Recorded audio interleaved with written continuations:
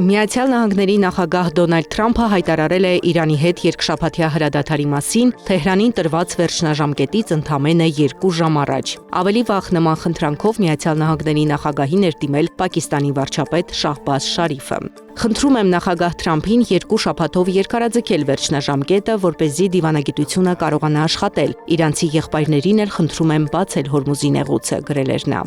Մինչ հրադադարի որոշումը Միացյալ Նահանգների նախագահը սպառնացել էր մի գիշերում վերացնել Իրանը։ Այս գիշեր մի ամբողջ քաղաքակրթություն կկործանվի եւ այլևս երբեք չի վերականգնվի։ Չեմ ցանկանում, որ դա տեղի ունենա, բայց հավանաբար դա տեղի կունենա, գրել էր Միացյալ Նահանգների նախագահը։ Այս սպառնալիքից հետո Իրանի քաղաքացիները դուրս էին եկել փողոցներ, կենդանի պատ կազմելով էլեկտրակայանների մոտ։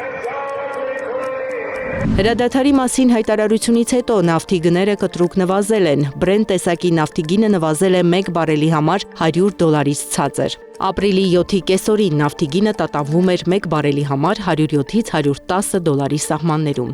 Մինչ օրս ավելի քան 14 միլիոն հպարտ իրանցի հայտարարել է իր կյանքը զոհաբերելու պատրաստակամության մասին հանուն Իրանի պաշտպանության, գրել է Իրանի նախագահ Մասուդ Փեզեշքյանը։ Ես նույնպես պատրաստ եմ զոհաբերել ինձ հանուն Իրանի, հավելել է նա։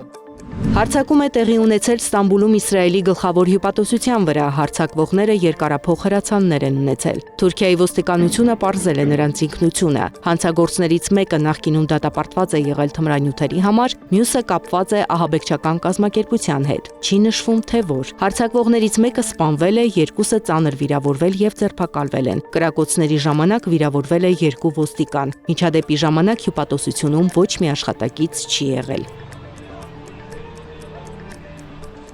Հյուսիսային Կորեան կրկին բալիստիկ հրթիռ է արձակել Ճապոնական ծովի ուղղությամբ, հաղորդում է Յոնհապը, հղում անելով Հարավային Կորեայի ռազմական պաշտոնյաներին։ Նշվում է, որ Հյուսիսային Կորեան երկրորդ օրն անընդմեջ հրթիռներ է արձակում։